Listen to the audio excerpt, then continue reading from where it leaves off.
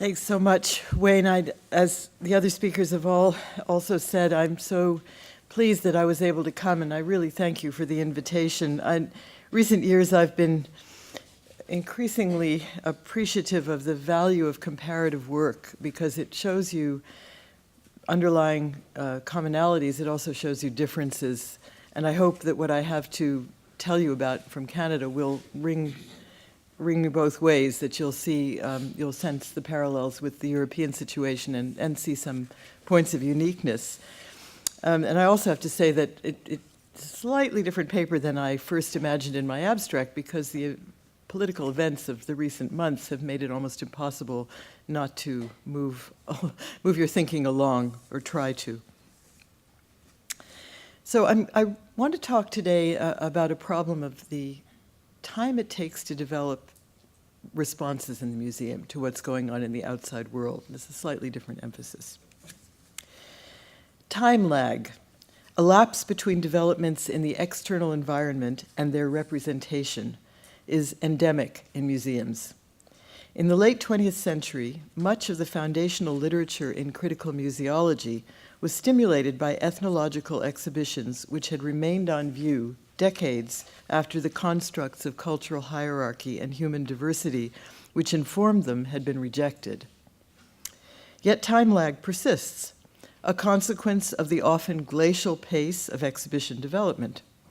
Paradoxically, some of the progressive practices that have come about in recent years can slow down exhibitions even further, at least in my experience, such as time-consuming community consultations, or the ever more professionalized work and sensitive ethical codes of museum specialists. By the time revisionists' exhibitions open, they can already seem out of date. So it would seem self-evident that the problem of time lag inhibits the socially activist potential of the museum in contemporary democratic societies. When controversies arise in the external environment, it can prevent the museum from providing a safe space for civil debate and facilitating a sense of belonging and shared citizenship, the topics of this conference. In this moment, when the ideological pendulum swings of electoral politics seem to be reaching new and dangerous extremes, these potentials are becoming all the more important, that is, the museum's potential for doing something to respond. A year ago in Canada, the pendulum swung back to a Liberal government after 9 years of the right-wing Conservative government of Stephen Harper, a government which saw the national museums as valuable sites for furthering its own ideological agenda. Our situation has caused me to rethink the problem of time lag and the strategic values of different paces of change, both slow and fast, in the museum. In this talk, I'll use several recent events in Canada's two largest museums, the Canadian Museum of History and the Royal Ontario Museum, to explore the virtues both of fast change, quickly developed programs that can respond to a crisis, and of the slow change characteristic of major museum projects. First, however, a bit of context. Canada's growing demographic diversity was revealed by the 2011 census, and I'm sure these figures are changed toward greater diversity now. But then 20% of Canada's 31 million people had been born abroad, and 1 in 5 Canadians belonged to a visible minority, the largest groups being South Asian, Chinese, and Black. Although Indigenous people make up only 4.3% of the population, they have driven the museological response to cultural diversity. Fierce national controversies, which erupted around two large exhibitions of the late 1980s, the Glenbow Museum's The Spirit Sings, Artistic Traditions of Canada's First Peoples, and the Royal Ontario Museum's Into the Heart of Africa, led to the 1992 report of the Task Force on Museums and First Peoples. Its recommended models of community collaboration and partnership have been broadly adopted since. Ethnographic museums have been in the vanguard, but multi-perspectivalism and partnership have also been picked up by museums of history, art, and natural history. By the beginning of the new millennium, These models seemed securely established, and it was thus all the more shocking to witness the shutting down of many decolonizing and democratizing initiatives under the Harper conservative government.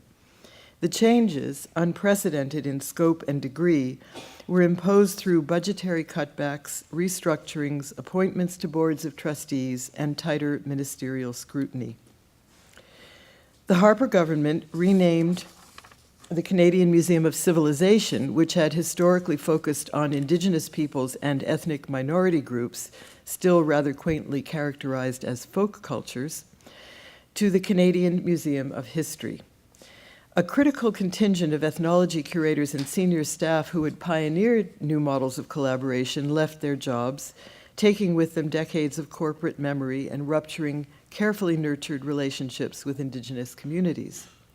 Although the global financial crisis of 2008 was invoked as a justification for cuts to museums, financial stringency was used to trigger ideologically motivated shifts in the priorities of cultural institutions, designed to realize the conservative government's commitments to small government, the restoration of British imperialist interpretations of Canada's past, and more narrowly nationalist representations of its present.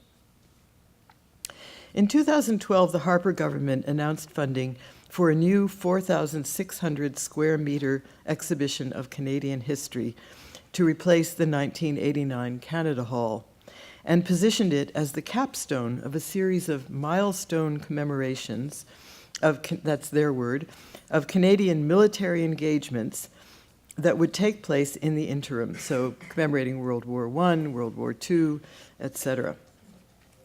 And this new hall will open on Canada Day 2017, the 150th anniversary of Canadian Confederation. The old hall was inspired by popular venues such as the Epcot Center in Disney World, immersive, experiential, and oriented towards social history.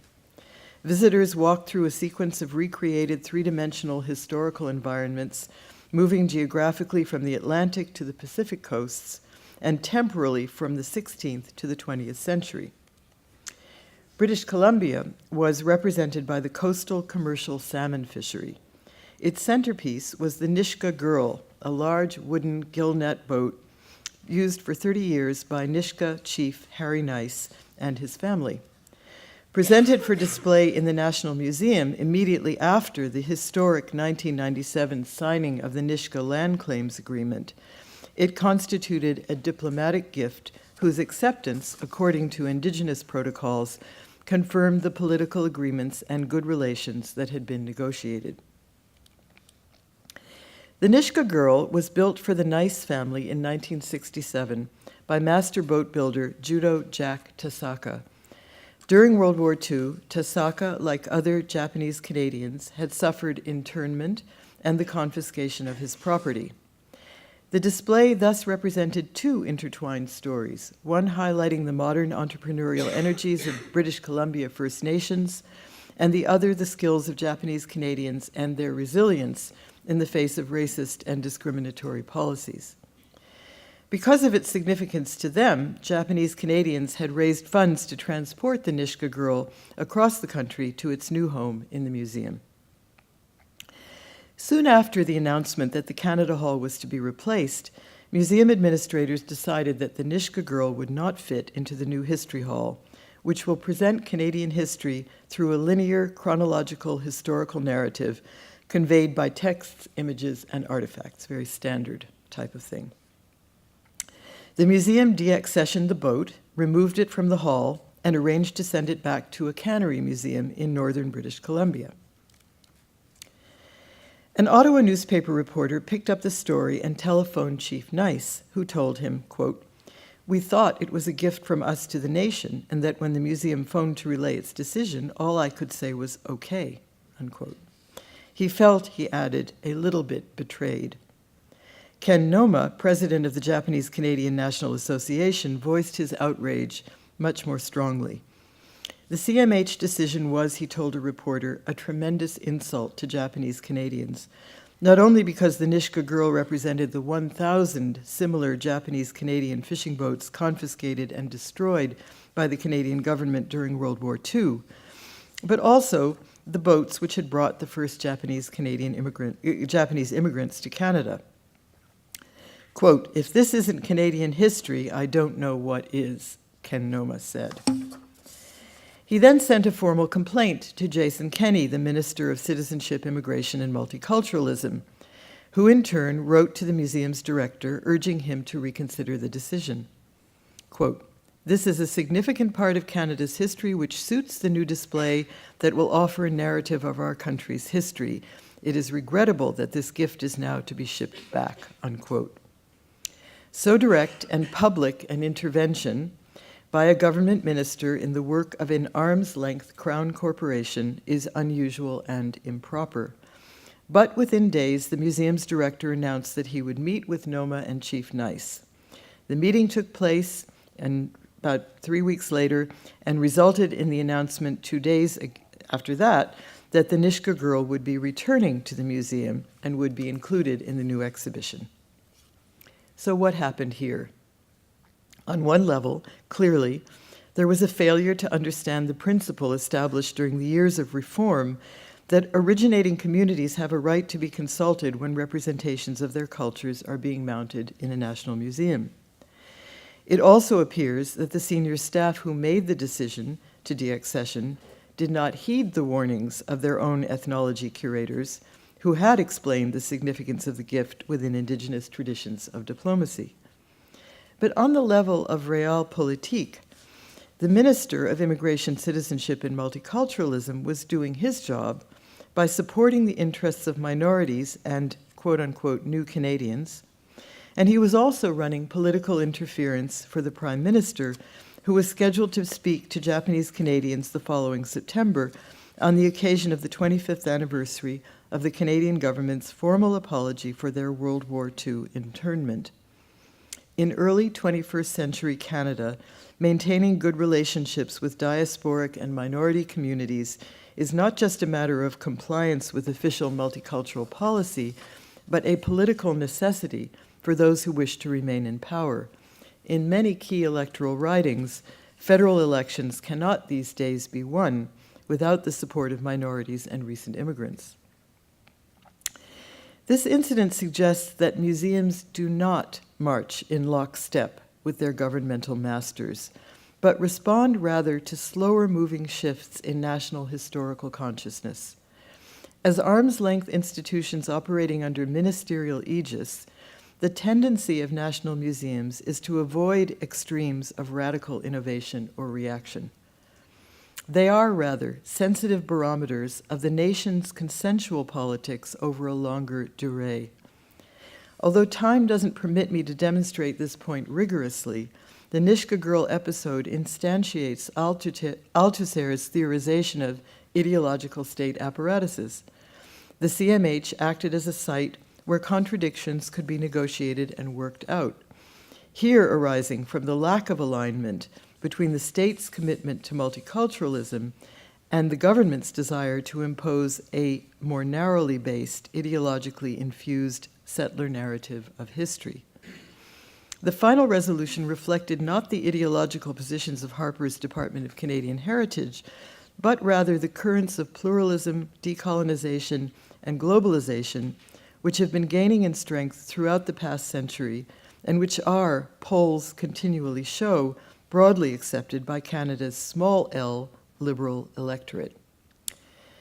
Justin Trudeau's big L Liberal government was elected in the fall of 2015 and immediately signaled the ideological shift which would occur by affirming its campaign promise to remediate Canada's colonial oppression of Indigenous peoples by implementing all of the recommendations of the Truth and Reconciliation Commission on Indian Residential Schools. At the National Museum, the narrative of the CMH's new History Hall was at that moment being refined and finalized. As a member of the advisory committee for the History Hall, I witnessed a palpable relaxation amongst the staff. But it is really hard to say whether the narrative that they have since finalized would have differed had Harper remained in power. Although the narrative of Canadian history being presented took final shape in the months following the Trudeau electoral victory, the extensive public consultations which revealed a broad interest in Indigenous histories had already taken place. These priorities and the advisory committees, which included respected historians, Indigenous advocates, and critical museologists, were already guiding the Hall's conceptualization. Indigenous histories, carefully vetted by the Indigenous Advisory Committee, will have a much greater presence in the new History Hall than they ever have had in that museum. Although they are being presented as components of Canadian history rather than in separate ethnographically defined spaces of museum representation. Although it will be impossible to know until the hall opens next year, this incorporation into a national history may not be a bad thing. What I think we can say is that the CMH staff, like the minister who urged the CMH to reaccession the Nisga'a Girl, were attending not so much to government ideology as to the groundswell of opinion among the general public established through focus groups. The slow pace of exhibition development made it both necessary and possible to work toward consensus over the longer durée. When the new Canada History Hall opens in 2017, the Nisga'a Girl will be displayed just outside it. At this writing, it sits in an open area near the First Peoples Hall. A carefully edited text panel finesses the story I have just told, stating only that the boat was, quote, removed from display in preparation for the development of the new Canadian History Hall. The Nisga'a First Nation and the National Association of Japanese Canadians met with the museum in 2013 to request that the boat remain on display. My argument for the value of slow change as a counter to the pendulum swings of electoral politics is not intended to deny the dangers of time lag, nor the importance of agile and timely response. Two events that took place this month at Toronto's Royal Ontario Museum, or ROM, complicate my argument by illustrating both the dangers of change that is too slow and the value of agile response. On November 9th, ROM's director and senior administrators issued a formal apology to Canadians of African descent for the injury caused by the controversial 1989 exhibition mentioned earlier, Into the Heart of Africa. The museum acknowledged that the exhibition had, quote, unintentionally reproduced the colonial, racist, and Eurocentric premises through which its African collections had been acquired, and thus contributed to anti-African racism, unquote. Much analysis has been devoted to explaining why an exhibition intended to mount a reflexive and post-colonial critique of museum history failed, and I won't attempt to summarize it here.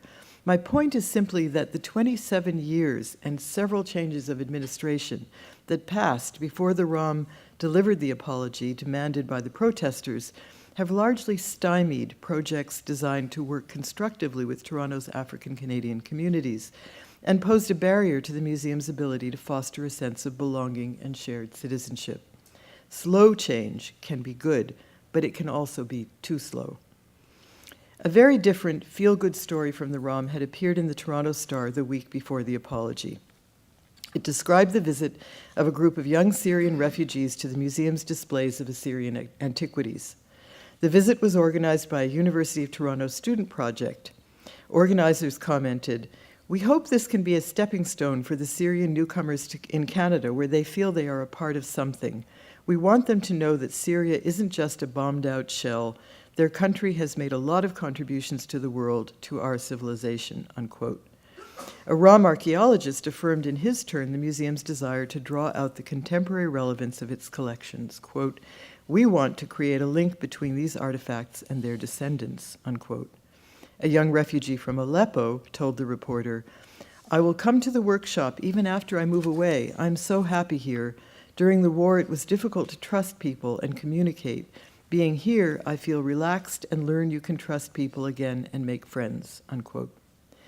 The two ROM stories, following quickly on each other, also suggest what had gone wrong in 1989. We can see with hindsight that if the ROM had taken a more activist role during the 1980s, inviting Black community members to engage with its African collections on their own terms during the period when civil rights activism and episodes of police violence were troubling the world outside, a path of dialogue and mutual understanding might have been created, which could lead to a different and more successful exhibition of the African collections. The visit of the Syrian refugees also urges the importance of Nicholas Thomas's argument in The Return of Curiosity that a museum's collections, apart from special exhibitions, can cause people to ask useful questions, to rethink their world, and to develop capacities for cosmopolitan citizenship. Both the Nishka Girl and the Ram's ancient Assyrian installations create this access, as do open storages and relatively uninterpreted object-rich displays. These small examples raise other issues and questions.